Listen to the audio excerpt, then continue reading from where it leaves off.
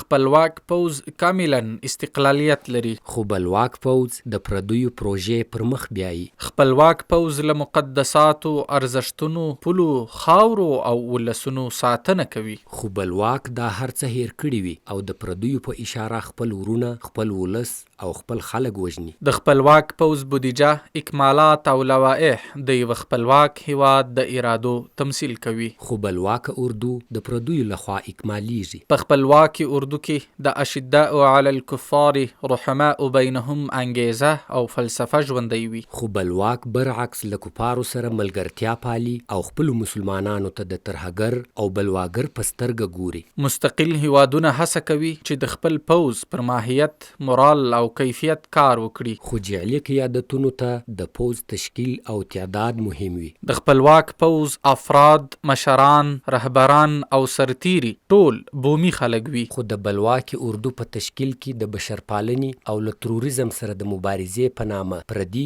او بهرني سرتیري هم تر سترګو کیږي. د شکر او خوښۍ ځای دی چې هیواد مو د یوه داسې پوځ خاوند وګرځید چې په پوره معنا د دفاع، رزم او مبارزې شوق او اراده لري، له سر او ماله تیر وي او رب سره سودا ته حاضر. السلام علیکم ورحمت الله وبرکاتو. زه حسان زلمی یم. زه جواد یاسر یم. دا د ایمان یوټیوب چینل دی. ښه راغلاست.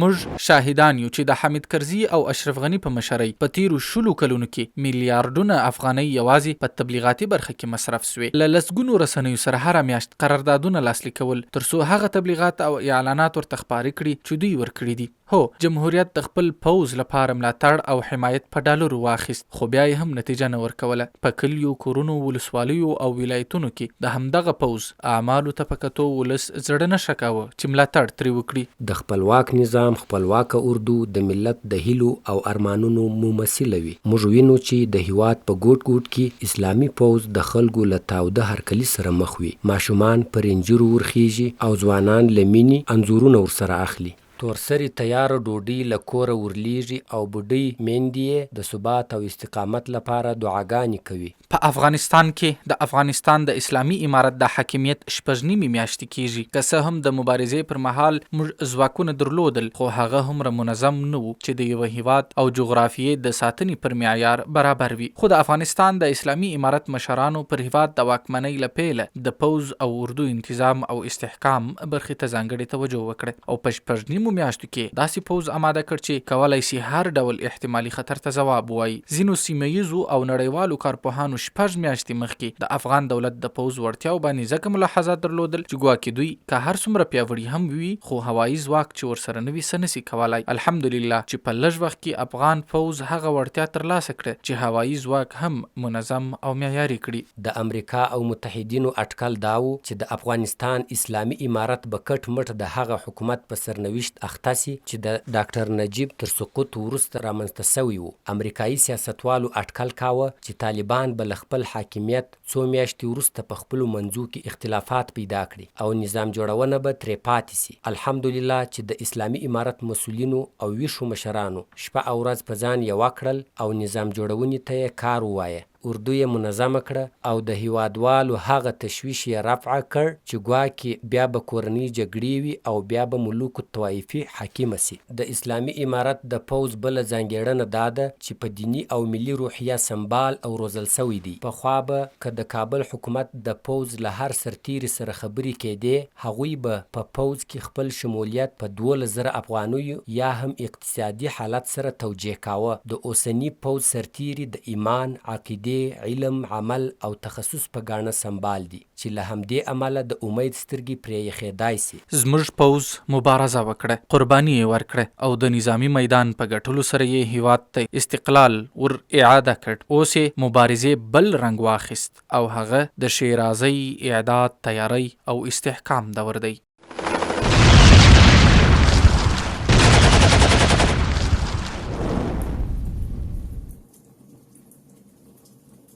د حوت 10 د سیاسي جګړې او ډیپلوماسۍ په برخه کې د مؤمنو افغانانو د بری ورځ. د نړۍ شاوخوا 200 هیوادونه هر یو خپل پوځ او اردو لري، خو داسې پوځ چې هم مجاهدین وي او هم سرتیري ساره یې نه لرو. افغانستان د یوې داسې منظمې متحدې او روزل سوي اردو خاوند دی چې نیت یې یوازې د الله تعالی رضا او عمومي ولس ته خدمت دی. داسې اردو چې هر تن استشهادي دی او د شهادت په ارمان. اسلامي امارت ته الله تعالی داسې پوځ ور په برخه کړ چې په واقعي معنا سرتیري دي. هو، دوی له لومړي ورځې دا تعهد له الله جل وعلا شانه سره کړی دی چې ځان او مال می ستا په لار کې قربان دی. د تیر زیږدیز کال د نومبر په 21مه په بي بي سي کې د انټونیو جیسټوزي تحقیقي مقاله خپره شوه چې د افغانستان د اسلامي امارت د پوځ او اردو په اړه یې ترسره کړې وه. جیسټوزي چې د افغانستان د موضوعاتو مشهور تحلیلګر دی، په خپله څېړنه کې د افغانستان د اسلامي امارت د پوځ ځواک او عملیاتي اړخ له تمرکز لاندې نیولی دی. په څېړنه کې راځي طالبان غواړي متخصص او پیاوړي ځواکونه وساتي او هوایي ځواک ته لومړیتوب ورکړي. طالبان همدا اوس ځمکني او هوایي دواړه ځواکونه لري چې د دفاع وزارت په چوکاټ کې وظایف اجرا کوي. د څېړونکي په وینا دفاع وزارت د دې لپاره خپل پوځ نه زیاتوي چې د اکمالاتو برخې ته یې رسیدګي نشي کولی. خو دا خبره یې سمه نه ده، ځکه موږ که د هیوادونو د پوځ ماهیت، هدف، انګیزه او تعداد پرتله کړو، نتیجه یې دا کیږي چې کمیت مهم نه دی، بلکې د پوځ او اردو پر فکر او کیفیت باندې کار ډیر مهم دی. 100,000 کسیزه اردو چې په فکری، معنوي او ایمانی برخه کې په کافي اندازه روزل شوی وي، دومره کار کولای شي چې د نورو هیوادونو 100 لکه پوځي نشي کولای. په څېړنه کې وړاندې راځي طالبانو په ډیره تیزی او چټکۍ سره د قلي اردوګانو اختیار په لاس کې واخیست او د هر بل کار په پرتله د پوځ او اردو جوړولو ته ډیره توجه وکړه. د غرض د افغانستان د اسلامي امارت د پوځ د معیاري کېدو په اړه لیکي اسلامي امارت ډیره بیړه لري چې داسې پوځ رامنځته کړي چې په منځنۍ اسیا کې ساری ونه لري. دغه پوځ به خپل داخلي امنیت ساتي او بل چاته به تهدید نه جوړوي. سیمایي ځواکونه هم دې ته وایي. څېړنه کې د مجاهدو ځواکونو تعهد او سرعت ته هم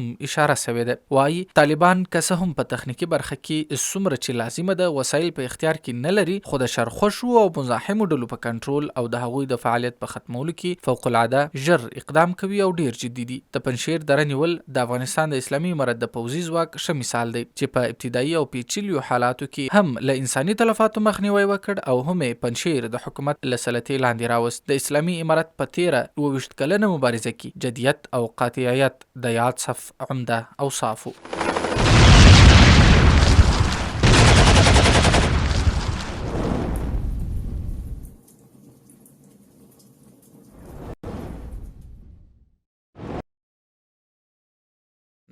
زه وینم چې د افغانستان د اسلامي امارت اړوند یو نظامی ځواک رامنځته کیږي او دغه نظامی ځواک د هوایي ځواک سره په ګډه عملیات اجرا کوي، تمرین اجرا کوي او دا تمرین ډیر کامیاب ثابتېږي. د دیسانت عملیات ترسره کیږي، د اسلامي امارت ځواکونه پر اهدافو باندې بمبار کوي، اهداف ترلاسه کوي. سلګونه کلونه وروسته نه بلکې له پیله مسلمانانو بغیر هغه وخت چې څه وخت اسلامي امارت راغلی و جناب یاسر صاحب، نو تر اوسه پورې بیا چېرته داسې چې بشپړ اسلامي وي، چې بشپړ اسلامي مقدساتو ته ژمن وي او چې د جهاد په نتیجه کې او د قتال په نتیجه کې حکومت په لاس کې راوستلی وي، هغه داسې کومه سابقه نه لري دغه کار چې رامنځته سو. نو دویمه خبره دا ده چې فلم په ډیر جالب انداز وډل شوی و. د فلم عکاسي له مختلفو زاویو ترسره شوې وه، له ډرون ترسره شوې وه او سټیج ډیر منظم جوړ شوی و. له سټیج څخه لرې خپل یو پوځي د قوماندې مرکز و، ټول برخو ته مثلا پوره توجه شوی و. د فلم تخنیکی برخه کې چې کوم کار شوی و دا ډیر مسلکي و. مجاهدینو په قتال قریب په برخه کې چې کومه نمایش وړاندې کوي هغه ډیر جارح و. نړۍ ته یو ډیر ښه پیغام ورکوي. نړۍ ته ویل مولوي یعقوب صاحب په خپله وینا کې چې موږ نړۍ ته غواش نه جوړوو، موږ له نړۍ سره ښه روابط غواړو او زموږ پوځ دې ته ژمن دی چې په هیواد کې پاتې شي او خپل هیواد وساتي، د خپل هیواد داخلي امنیت ته ژمن دی. موږ نه چاته تهدید یو، نه د چا تهدید منو او زموږ د پوځ له جوړونې څخه هدف دا دی چې موږ د خپل هیواد ارضي تمامیت په لاس کې واخلو او پرې نږدو چې څوک دغه هیواد د نورو هیوادونو پر خلاف استفاده کوي یا د دې هیواد یو لویش ځمکه اشغال کوي. د قاری فصیح الدین وینا کې هم ډیر مهم ټکی و. د خپل خبرو کې د هوت لسمې ته اشاره وکړله او د دې ترڅنګ دا وویل چې دا هر څه د هغه قربانیو نتیجه ده چې لا له وړاندې ورکول سوي دي. موږ شهیدان ورکړي دي، قربانۍ مو ورکړي دي. د هغو په نتیجه کې موږ تر دې ځایه را رسېدلي یو او باید د الله جل جلاله شکر وکاږو او کوشش وکړو چې د هغو قربانیو ثمرات ضایع نه کړو او ویې ساتو. په امکاناتو باور ونه کړو، هماغسې چې لکه هغوی چې پر یوازې پر الله جل جلاله توکل کړی و، موږ هم پر الله جل جلاله توکل وکړو، یوازې پر امکاناتو باور ونه. واقعا هم هغه ډېرې مهمې خبرې وکړې او زه خوشحاله یم. په ټولنیزو رسنیو کې د دې فلم په اړه ډېر مثبت غبرګونونه راغلل. ولس ته د دغه فلم د ډاډ یو پیغام په دې فلم کې، په دې اصدار کې ولس ته دا ډاډ ورکړ چې تاسو بې څوکه نه یاست، یو قوت سته چې له تاسو څخه به دفاع کوي، یو څوک سته چې ستاسو له ارزښتونو څخه، ستاسو له مال او عزت څخه به، ستاسو له نوامیسو څخه به، له ملي او له ملي او اسلامي نوامیسو څخه د سر په نظرانه باندې دفاع کوي. دا احساس ملت ته ورکول ډېر سخت دي. په دې توګه د ملت روان ډېر مهم باید تسکین شوی وای، ځکه چې کله چې ساتونکی ونه لري او ساتونکی قوه ونه لري، هغه ډېر په ښه حالت کې نه وي، د هغه روان تسکین نه وي، هغه ثابت نه وي. هغه نو دغه احساس ملت ته ورکول د اسلامي امارت له لوري، ملت له دې غټ غمه له ځانه سره له جګړې څخه خلاصول، دا د اسلامي امارت لویه لاسته راوړنه وه. او په ملي تلویزیون کې د داسې فلمونو نشر چې پخوا ممکنه نه وو او اوس داسې نشریږي، سپین بیرغونه دي، نو دا ډېر ډېر عجیب دی، ډېر یو خوندور دی، یو ښه احساس دی. هغو زرګونو شهیدانو ته دا پیغام ورکوي چې موږ ستاسو لاره تعقیب کړې ده، نه مو بیرغ بدل کړی، نه مو نظام بدل کړی، نه مو داعیه بدله کړې او نه مو ستاسو لار بدله کړې. همداراز کونډو یتیمانو ته دا پیغام ورکړی چې موږ ستاسو د شهیدو بچیانو او ورونو قرباني نه ده هېره کړې، هماغه لار مو نه ده بدله کړې، د هغوی اهداف مو نه دي هېر کړي او د هغوی په نقش قدم په هر قیمت تر پایه پورې روان یو. همداراز ګاونډیو ته هم دا پیغام ورکړي چې دلته یو قوت موجود دی، هغه له دې هېواد څخه په هر اړخ کې دفاع کوي، هر له لویش څخه دفاع کوي او هیڅوک نه پرېږدي چې پر دې خاوره باندې تیری وکړي او تجاوز وکړي. نړۍ ته هم دا پیغام ورکوي او زبرځواکونو ته هم دا پیغام ورکوي او نړۍ ته خصوصا ګاونډیانو ته دا پیغام ورکوي چې الحمدلله زموږ خاوره ستاسو په خلاف باندې دا چې غیر مسؤلانه توګه نشي استفاده کېدلی، ځکه چې ګاونډي هیوادونو ډار درلود، ډار څرګند کړی و چې په دې اخر کې چې شاید حکومت دومره توانمن نه وي چې باغیان او هغه کسان چې اسلام چې ډلې ټپلې په خپل هیواد کې کنټرول کی او هغوی مهار کی. خو د هر څه په عمل کې طالبانو له وړاندې ثابته کړې ده، خو اوس یې داسې ډاډ ورکړو چې یو مسلکي فوز موجود دی چې د خودسرو کړنو مخه به نیسي.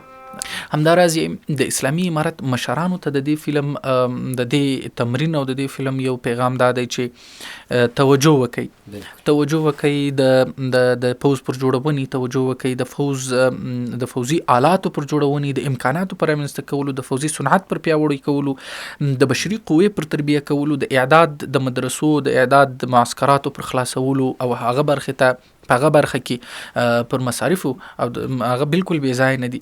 نو دا پیغام ورکوي امیر المؤمنین ته چې امیر المؤمنین حفظک الله، ستا په رعایت کې خلک ستا چې لای په بدن کې ساس ستا، لای وینه ستا او د قربانۍ په انګیزه باندې ستا هر امر ته ولاړ دي او د شریعت تطبیق ته ستا تر څنګ ولاړ دي.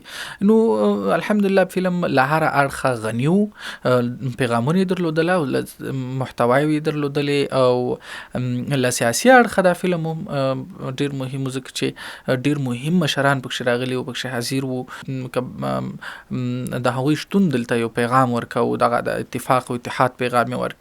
نو په اخر کې زه د ملي دفاع وزارت له مسؤل مولوي محمد یعقوب مجاهد حفظه الله څخه ډیر ممنون یم او چې دا ډول مهمو کارونو ته پام دی او د ولس او د دې هیواد علیا مصالح په پام کې نیولي او اولویت ورکوي او په دې باندې ټینګار کوم چې دغه برخې ته جدي توجه وکړي، ځکه چې یوازې دغه هغه خلک دي چې زموږ د جهاد له ثمراتو څخه په کامل ډول دفاع کولی شي، یوازې دغه خلک دي چې زموږ ولس ورباندې روان تړلی شي، یوازې دغه خلک دي چې زموږ ولس ورسره له حده ډېره مینه لري، او یوازې اوس د نړۍ د امکاناتو نړۍ ده، د جګړې نړۍ ده، نو موږ باید بې نوکه او بې سوکه پاتې نه سو. نو دا اولویت چې د درکړی د پر عقلانیت د پر توجه دلالت کوي، او دا ماته ډېر خوند راکوي چې د خپله د تشریفات منظور کړل، نو دا لوی معنا ورکوي، او دا نظامی نظم او سبک چې اوس په دې نظام کې رامنځته کیږي او د توجه ورته زیاته ده، د خپله په خپل ذات کې دا معنا ورکوي چې اسلامي امارت مشران اوس ابتکار د بدعت په توګه نه پیژني. د اسلامي امارت مشران اوس ترقی ته ژمن دي. د اسلامي امارت مشران دا ظرفیت لري چې ترقی وکړي، له عصر او زمانې سره مخ ته ولاړ شي، او زما باور دی که اسلامي امارت په دغه سرعت باندې د ترقی او پرمختګ پر لور روان وو، ډیر ژر به د یو داسې تحول شاهدان یو چې نړۍ به تر اوسه نه وي لیدلی، خصوصا اسلامي نړۍ او اسلامي امت. همداراز دی فلم اسلامي امت ته دا پیغام ورکوي چې که جهاد وکړي، که قتال وکړي، که راپاسې او راویښ سئ، کولی سئ د هر ډول ظالم او فرعوني او دجالي قوت او حاکمیت او سلطې څخه ځان خلاص کړي، په مقابل کې الله رب العزت مو په دغه ډول انعام ونازوي. باور دی اوس ما چې دا فلم کتی نو ما ورسره ژړل، ځکه چې الله رب العزت دغو خلکو ته اسلامي امت ته په لومړي ځل یو مدافع قوا ور نصیب کړی ده. نو شکر یې پکار دی، د دې فرد ژڼکي ځوان شکر پکار دی، نور زیات شي، توجه ورته وشي، راوکیندل شي. په دې ملت کې سرشندونکي ځوانان دي چې د پیسو د پاره نه، د 12,000 لپاره نه، یوازې د الله جل شانه د رضا د پاره، د دې ملت د حسیني د پاره او د دې افغان هیواد څخه د دفاع د پاره په هر ډول قیمت قرباني ورکوي. نو دا فلم زما په نسبت باندې جناب جواد اسر صاحب له هر اړخه پوره و، په ټول برابر و. منتظمینو ته د دې مراسمو چې په داسې مهمه موقع کې انتخاب کړي و، دغه وخت دا ډیر باریک بینه نقطه ده، او ډیر داسې د زمانی مقطع د دې مراسمو د انتظام او د دې لمانځ غونډې دا ډیره په زړه پورې ده، او ډیره له سیاسي او تدبر او فکر ډکه انتخاب. بالکل محترم زلمی صاحب، دې فلم دا هم وښودل چې په 21مه پیړۍ کې هم مسلمانان کولی شي چې پر خپل ځان خودکفا سي او د نړۍ څخه مستقل خپل یو نظام ولري، فوز ولري، اردو ولري، او دا د نړۍ نورو مسلمانانو ته هم دا پیغام ورکوي چې که دوی پر الله جل جلاله توکل وکړي او د مادیاتو څخه نظر واړوي، کولی شي چې یو آزاد هیواد، یو اسلامي نظام، یو پاکه او سپیڅلې اردو ولري.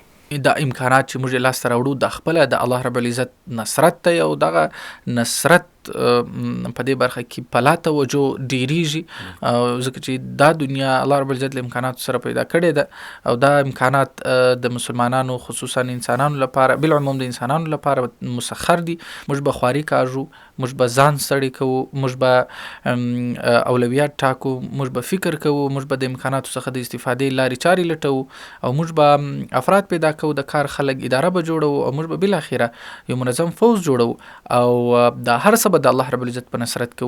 که د الله رب العزت نصرت نه نه امکانات په کار راځي، او نه د امکاناتو د استفادې عقل موږ پیدا کولی سو، نو د امکاناتو استفاده د الله رب العزت د نصرت په نفي کولو په معنا نه ده. بالکل زلمی صاحب محترم، زه فکر کوم چې دغه فلم به زموږ د هغه دردمنو هیوادوالو سترګې هم یخې کړي، او د دوی زړونه به یې ټکور کړي چې هغوی یو وخت داسې ارمان کوه چې د هیواد شاه زلمي، هغه چې په زندانونو کې وه، هغه چې د پنجرو شاته وه، او هغه چې د ډرون تر بریدونو لاندې وه، دوی داسې ارمان لاره چې کاش یوه ورځ خپل پوځ داسې سرشاره، پیاوړي او سرلوړي وویني، نو ان شاء الله د دوی دا ارمان به پوره سوی وي او د دوی سترګې به ورباندې یخې سوي وي. الله جل جلاله دې د افغانستان دا باشهامته فوز همیشه ځواکمن او پیاوړی ولري او الله جل جلاله دې په نړۍ کې سیال کړي. امین امین، جزاکم الله. نو درنو لیدونکو او اوریدونکو، زه حسان زلمی یم او زما همکار جواد یاسر د دې خپرونې قربانه وو. له تاسو څخه اجازه غواړو تر بلې خپرونې پورې پر رب العزت سپارو. السلام علیکم ورحمة الله وبرکاته.